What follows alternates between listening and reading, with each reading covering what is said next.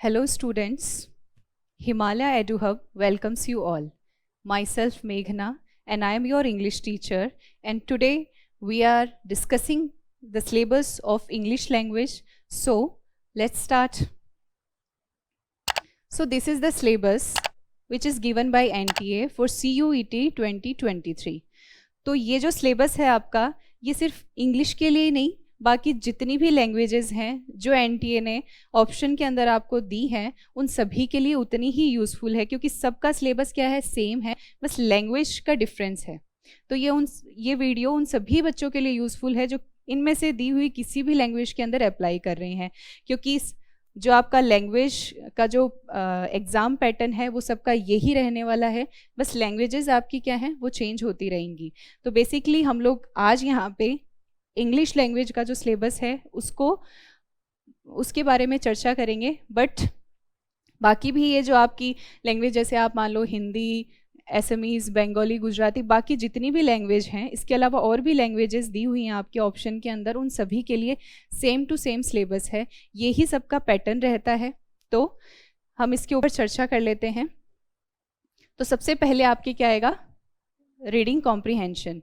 Reading comprehension के अंदर क्या है, आपके रीडिंग कॉम्प्रीहेंशन के अंदर आपको 3 तरीके के पैसेज दिए हुए होते हैं, कभी 2 आ जाते हैं, कभी 3 आ जाते हैं बेसिकली। तो सबसे पहले इसमें अब वो जो 3 पैसेजेस आते हैं वो किस किस टाइप के होंगे, एक फैक्चुअल है, एक नैरेटिव है, एक लिटरेरी है। तो 3 तरह के आपके पैसेजेस दिए हुए होते हैं। ये अनसीन पैसेजेस होते हैं जिनके नीचे आपको क्वेश्चंस दिए हुए होते हैं और इन पैसेजेस को पढ़ के आपको उनके आंसर्स फाइंड आउट करने होते हैं। उसके बाद में आपका क्या आ जाता है, वर्बल एबिलिटी आ जाता है। वर्बल एबिलिटी के अंदर आपके मिस स्पेल्ड वर्ड्स आ जाते हैं। मिस स्पेल्ड वर्ड्स से आप क्या मानेंगे कि जिनका प्रोनाउंसिएशन तो क्या है, सेम होता है। कुछ वर्ड्स ऐसे होते हैं जिनका प्रोनाउंसिएशन सेम होता है बट उनकी स्पेलिंग्स अलग अलग होती हैं, तो उसके बारे में हम इसके अंदर वर्बल एबिलिटी के अंदर चर्चा करेंगे। उसके बाद में और भी इसके अंदर आप जैसे वन वर्ड सब्स्टिट्यूशन ले लीजिए, फिगर ऑफ स्पीच ले लीजिए, तो ये सारी चीज़ें आपकी वर्बल एबिलिटी के अंदर आ जाती है। उसके बाद में रीअरेंजिंग द पार्ट्स है। तो ये रीअरेंजिंग द पार्ट्स के अंदर आपको बेसिकली ग्रामर पोर्शन कवर करेगा आपका रीअरेंजिंग द पार्ट्स, क्योंकि इसके अंदर आपको ग्रामर पढ़ना पड़ेगा और उसी से आपको रीअरेंज जो सेंटेंसेस हैं उनको रीअरेंज किया जाएगा।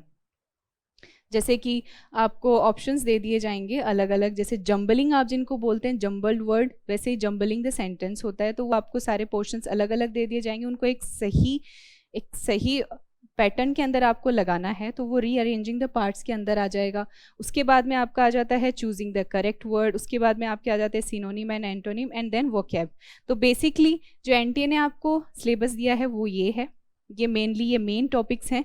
अब इन टॉपिक्स को कवर करने के लिए अपन को कुछ सब टॉपिक्स पढ़ने पड़ेंगे ताकि ये सारे हमारे जो मेन टॉपिक्स हैं वो कवर हो सके, तो उनके बारे में हम नेक्स्ट स्लाइड में चर्चा करेंगे। हम यहाँ पे बात मेनली किसकी कर रहे हैं, इंग्लिश लैंग्वेज की कर रहे हैं। तो आगे भी आपको फिर इंग्लिश लैंग्वेज के सिलेबस जो कि आगे आपको क्या क्या पढ़ना है वो सब हम उसके बारे में हम बात करेंगे। तो आपका सबसे पहले आ जाता है ग्रामर पोर्शन, जो आपके किस चीज़ में काम आएगा, रीअरेंजिंग द सेंटेंस के लिए काम आ जाएगा। पैसेजेस हैं जो आपके 3 टाइप के पैसेजेस बताए हैं, वर्बल, फैक्चुअल और लिटरेरी। जो पैसेजेस बताए हैं आपके अनसीन पैसेजेस, उनके अंदर आपको ये सारी चीज़ें पढ़नी पड़ेंगी। उन टॉपिक्स के अंदर आपको ग्रामर पोर्शन कहीं नहीं दिया हुआ है, बट उन टॉपिक्स को कवर करने के लिए आपको ये पोर्शन पढ़ना ही पढ़ना पड़ेगा। तो बेसिकली आप noun, pronoun, verb, adverb, adjective, conjunction और प्रीपोजिशन, ये सब आपने 12th तक बहुत अच्छे से पढ़े हैं सारे। ये सारे के सारे अपने पार्ट्स ऑफ स्पीच हैं, तो ये सब के सब अपन को कवर करने हैं। तो 1 बाय 1 हम सभी को डिटेल स्टडी करेंगे और एक साथ मिलके इन सबको समझेंगे। उसके बाद में आपके कंडीशनल सेंटेंस आ जाते हैं, फिर आपके एसवी और सेंटेक्स आ जाता है, article, question tag, tense, active, passive and narration. तो ये सारे आपके कुछ ग्रामेटिकल पोर्शन है आपका, ये कुछ टॉपिक्स हैं जो आपको उन मेन टॉपिक्स के लिए कवर करने पड़ेंगे। तो ये ज़्यादा कुछ बड़े टॉपिक्स नहीं हैं, 1 बाय 1 हम इनको बहुत इजी तरीके से पढ़ते हुए और समझते हुए चलेंगे। तो उसके बाद में ये आपका ग्रामर पोर्शन हो गया। आगे और क्या क्या आपको पढ़ना है, उसके बाद में आपका सेक्शन बी आ जाता है जिसके अंदर वोकैब है। तो आपने पीछे देखा ही था कि आपके वोकैब करके भी एक टॉपिक था। वोकैब के अंदर क्या क्या आता है? Commonly misspelled word. जैसे मैंने आपको पहले भी बताया था कि कॉमनली मिसस्पेल्ड वर्ड कौन से होता है? जिनका प्रोनाउंसिएशन तो सेम होता है बट उनकी स्पेलिंग्स अलग अलग होती हैं, तो वो उनके बारे में हम चर्चा करेंगे। उसके बाद में आपके ईडियम्स आ जाते हैं। ईडियम्स भी आप बहुत अच्छे से आपने नाम सुना ही होगा, जिनको हिंदी में हम मुहावरे कहते हैं। वो idioms one word substitution, antonym, synonym, phrasal verb, figure of speech, ये सारे के सारे आपके वो कैब के अंदर आ जाते हैं।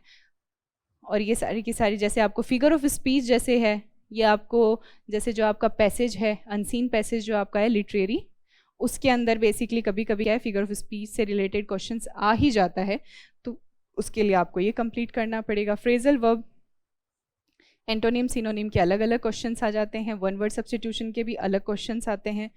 फिर आपके ईडियम्स एंड कॉमनली मिसस्पेल्ड, ये सारे के सारे वन बाय वन हम सारे के सारे कवर करते हुए चलेंगे। उसके बाद में आपका सेक्शन सी आ जाता है। सेक्शन सी में क्या है? रीडिंग एबिलिटी है। तो रीडिंग एबिलिटी में सबसे ये रीडिंग कॉम्प्रीहेंशन किसको बोलते हैं? जो आपके अनसीन पैसेजेस आएंगे उनको रीडिंग कॉम्प्रीहेंशन बोलते हैं। तो रीडिंग कॉम्प्रीहेंशन के अंदर आपके वही 3 टाइप्स ऑफ पैसेजेस जो आपको दिए गए हैं वो आएंगे। देन रीअरेंज द सेंटेंसेस जो है उसके लिए आपको ग्रामर पोर्शन कंप्लीट करना है। तो होप ये सारे के सारे टॉपिक्स आपने कंसीडर कर लिए होंगे कि आपको किस तरीके से क्या क्या पढ़ना है। तो हम धीरे धीरे एक एक टॉपिक को डिटेल स्टडी करते हुए सारा का सारा आपका सिलेबस कवर कर लेंगे। तो होप आपके लिए वीडियो बहुत यूज़फुल रही होगी। Thank you. मिलते हैं नेक्स्ट क्लास में।